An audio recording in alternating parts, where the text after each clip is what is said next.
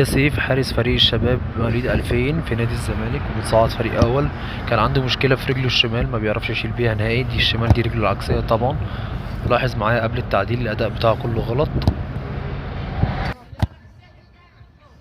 اللهم صل على النبي.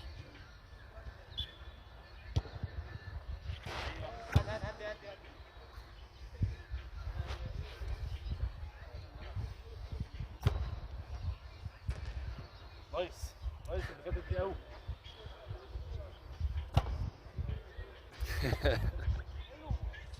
الكلام ده يا شباب في نفس التمرين، ده رجله العكسيه عشان الناس تبقى فاهمه، بس دي مش رجله الاساسيه، دي رجله العكسيه. لاحظ معايا يا شباب في الفيديو الجاي ده هيبقى تاني تمرينه ليه، لاحظ التطور السريع قوي في اداء رجليه. يلا سيف.